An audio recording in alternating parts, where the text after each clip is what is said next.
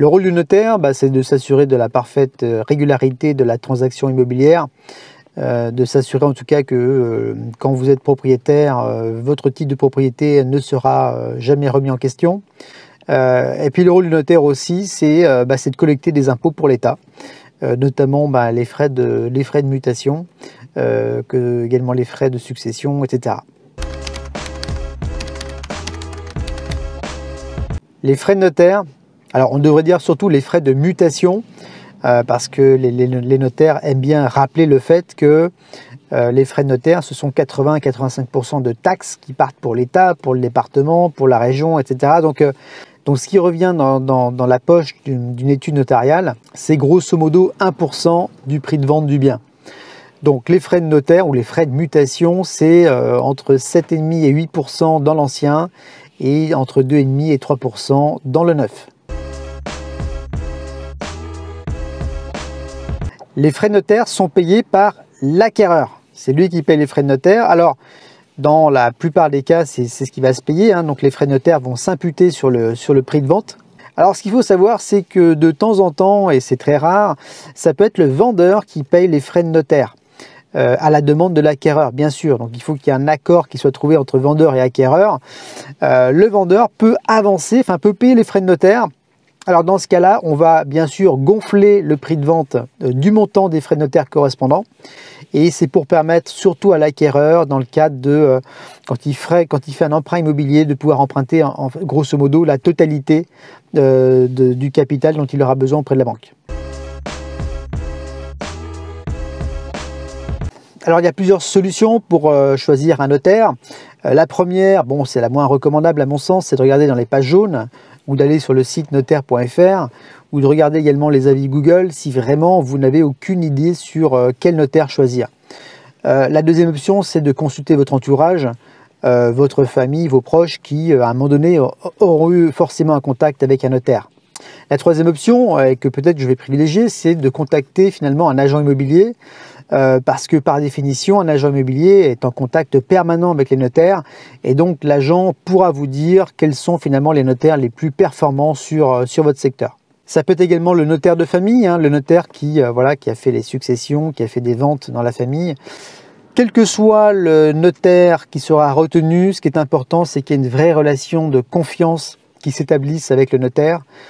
C'est un partenariat, c'est une relation de confiance qu'on va peut-être mener sur du long terme. Le premier critère pour moi le plus important, c'est la réactivité. En effet, quand vous êtes à la fois vendeur ou acquéreur, vous voulez que la transaction se fasse finalement le plus rapidement possible lorsque vous avez trouvé un accord. Et donc, il est important que les notaires soient tout à fait réactifs et que vous puissiez signer une promesse de vente ou un compromis dans les 7 jours à 15 jours maximum après que l'accord soit trouvé. Il faut que votre notaire soit rapidement disponible, bien sûr. Alors attention à cette notion de disponibilité. C'est jamais très très bon non plus lorsqu'un notaire est disponible tout de suite. Ça peut être quelquefois douteux. On sait que les notaires ont beaucoup de travail, de choses à faire, de succession, de vente immobilière, etc. Donc un notaire qui est capable de vous trouver un rendez-vous sous quelques jours.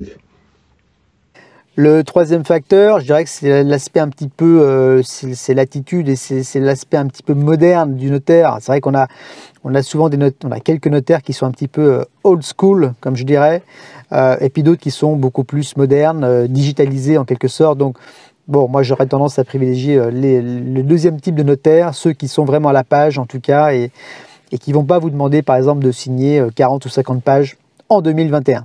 Le quatrième point, et c'est peut-être finalement le point le plus important, c'est le clerc de notaire. Parce que c'est le clerc de notaire qui finalement va préparer le compromis de vente ou la promesse de vente.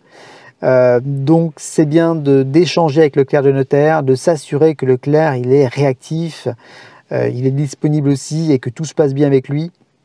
Parce que c'est clairement le clerc de notaire qui va faire la quasi-totalité du travail. Il y a deux options en effet, c'est de choisir un seul notaire pour la transaction immobilière. Donc généralement c'est le notaire du vendeur qui est retenu.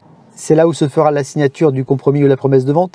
Alors en tant que vendeur, je pense qu'il est plutôt judicieux à mon sens de retenir un notaire qui soit près de votre habitation.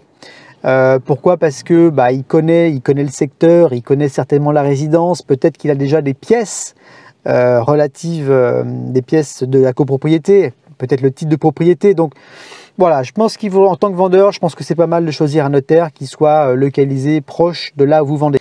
Et ensuite, pour les acquéreurs, le conseil que je leur donnerais, c'est effectivement de, surtout si vous êtes primo-accédant, j'ai envie de dire, prenez votre notaire. Les coûts seront les mêmes pour vous, hein, pas de coût additionnel. Les coûts seront en effet partagés entre les deux notaires et ça va vous permettre d'avoir votre propre notaire qui va vous représenter et avec lequel vous allez discuter, vous allez le questionner sur des points un petit peu imprécis, sur lesquels vous avez des doutes.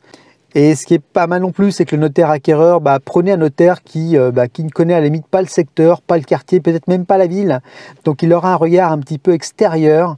Et c'est peut-être pas plus mal finalement d'avoir ce regard complètement neutre, complètement extérieur au bien que vous allez acheter.